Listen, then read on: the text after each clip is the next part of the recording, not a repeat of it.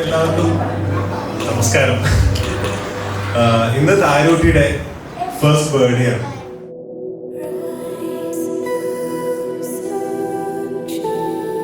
Aishu pregnant ആണെന്ന് അറിഞ്ഞു കഴിഞ്ഞപ്പോൾ തൊട്ട് സത്യം പറഞ്ഞു ഞാൻ ഭയങ്കര എക്സൈറ്റഡ് ആയിരുന്നു.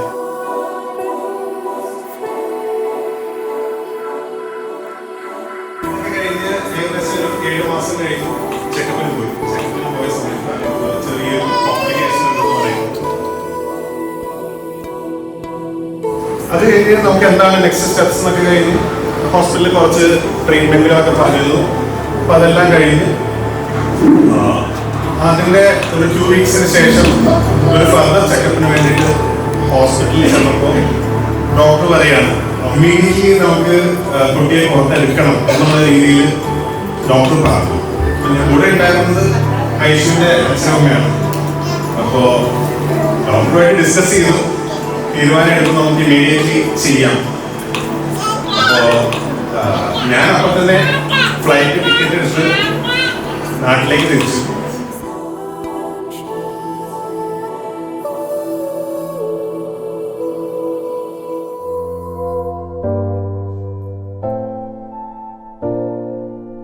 ഹോസ്പിറ്റലിലെത്തി കഴിഞ്ഞപ്പോ സത്യം പറഞ്ഞു കഴിഞ്ഞാൽ അത്രയും ദിവസം നമ്മൾ കണ്ടിരുന്ന ഒരാളല്ല. ഞാൻ 2 ആഴ്ചയ്ക്ക് ശേഷമാണ് ഐശ്വര്യ കാണുന്നത്. ഭയങ്കര ടെൻഷനായി എന്താ ചെയ്യണ്ടേ ഒന്നും അറിയാത്ത രീതിയിലുള്ള ഒരാളെയാണ് ഞാൻ കാണുന്നത്. ഞാൻ പിന്നെ അടുത്തിരുന്നു സമാധാനിപ്പിച്ചു.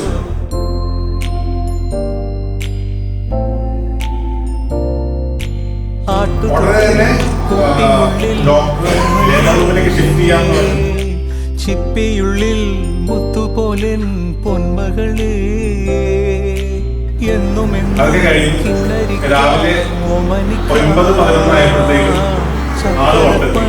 നെറ്റിയിലോ പൊട്ടുതൊടാ നീ കഴിഞ്ഞപ്പോഴത്തേക്കും സത്യം പറഞ്ഞു കഴിഞ്ഞാൽ വളരെ നീ പിടഞ്ഞ ഒരു കുഞ്ഞു ആവയാണ്. ഇവിടെ കുഞ്ഞു ആവയാണ്. അവളെ ആദ്യമായിട്ട് ഞാനാണ് കണ്ടത്. നെഞ്ചുടുക്കിൽ സാധാരണ കുട്ടികളെല്ലാം കാണുന്നത് ഭാഗ്യം ആദ്യമായിട്ട് കിട്ടുന്ന അമ്മമാർക്കാണ്. പക്ഷെ ഇവിടെ ആദ്യമായിട്ട് കാണാൻ എനിക്കാണ് ആ ഭാഗ്യം കിട്ടിയത്. എനിക്ക് ഏറ്റവും കൂടുതൽ താങ്ക്സ് പറയാനുള്ളത് ഐഷുവിന്റെ അടുത്താണ്. ഇവിടെ ഇപ്പൊ ഈ രീതിയിൽ നിൽക്കുന്നുണ്ടെങ്കിൽ അതിൽ ഏറ്റവും വലിയ ഒരു റോള് ഇതിനകത്ത് ഐശ്വര്യാണ്.